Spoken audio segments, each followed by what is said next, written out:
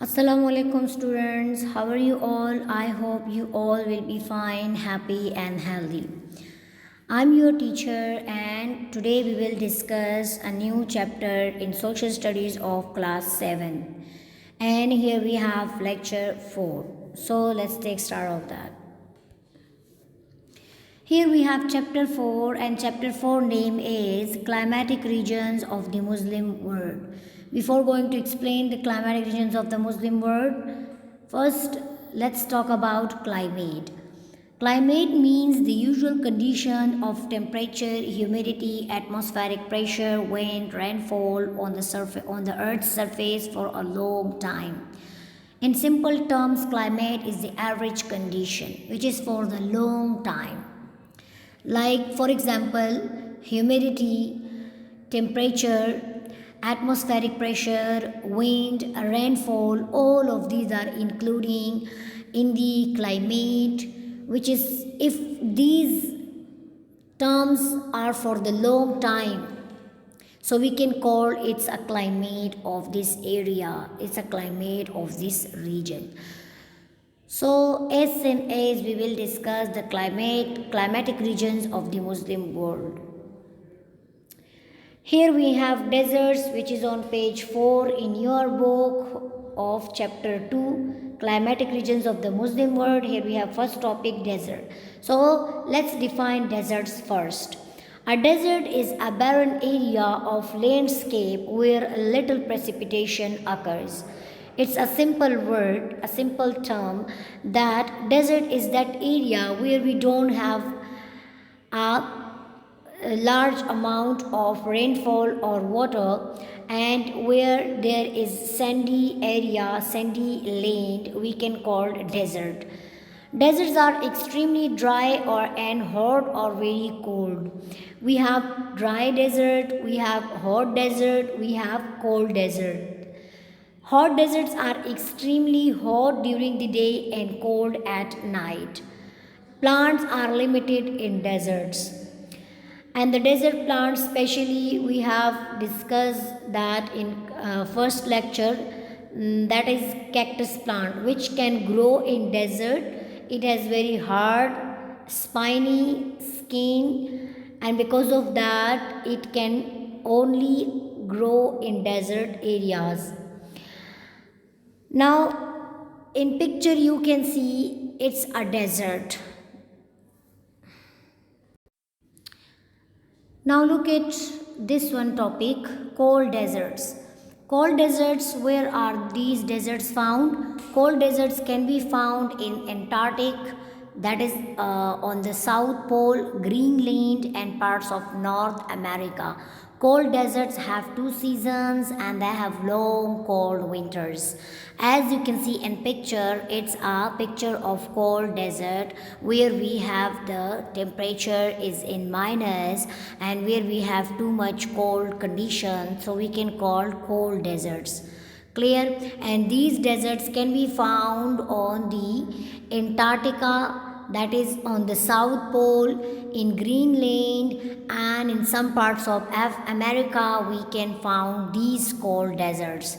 And the winter of these deserts are too long. Clear? So it was about cold deserts and deserts. Now in your book they have mentioned that apart from some oases where water can be reached from underground sources, deserts have hardly any agricultural output, but some of them have immensely valuable minerals such as oil. Let's discuss this one. As deserts in your book, that is on page 4, some of the deserts have immensely valuable minerals such as oil. Almost 3/4 of all the major deserts in the world are in the Muslim territories, mean that the world most of the desert area located under the territory of the Muslim world, most of located in the Muslim world, mean in Muslim countries these deserts are including. So these are the Sahara in Africa, which is one of the most and famous desert in the world, which makes up 60% of the total desert area in the world. the Arabian, the Thar and the Somali deserts, the Kazakh in Uzbekistan and Dasht in Iran. These are the deserts and located in the countries, those countries which are Muslim countries. So, as I told you that one of the three quarter of all major deserts in the world are in under the Muslim territories. Is it clear? So, the Muslim world seemed to have a lot more than its share of deserts, almost as we know that three-quarters of all the major deserts in the world are in Muslim territories, and these are, as I told, Sahara in Africa, which makes up 60% of total desert area in the world, the Arabian, Thar, the Somali deserts. All of these are including under the territory of the Muslim world. So these are the deserts of the Muslim world. And all of these deserts are hot deserts because there is no cold desert in Africa, and in these areas all of these are the hot deserts, and these deserts are hot at daytime while it become cold at night time, right? So these deserts we can call hot deserts. And Sahara desert, which is one of the most famous deserts of desert of Africa, and it is located in Africa. So we can say these are the deserts which are existing in the Muslim world. Is it clear? So it was about desert of the Muslim world. Now semi-desert and scrubland.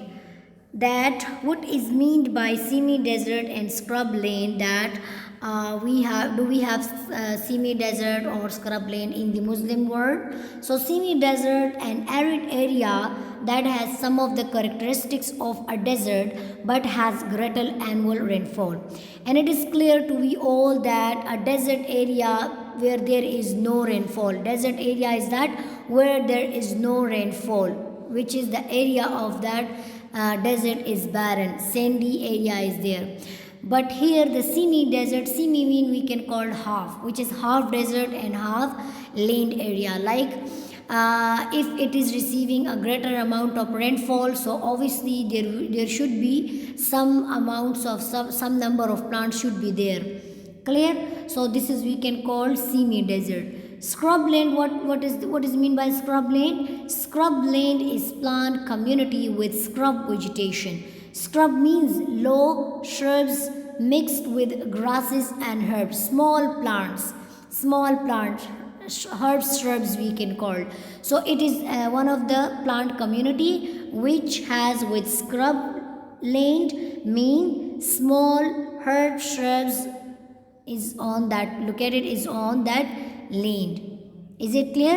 And in the two pictures below, as you can see, these are the picture of semi-desert area and also scrub land. Okay, these are the examples of scrub land and semi-desert.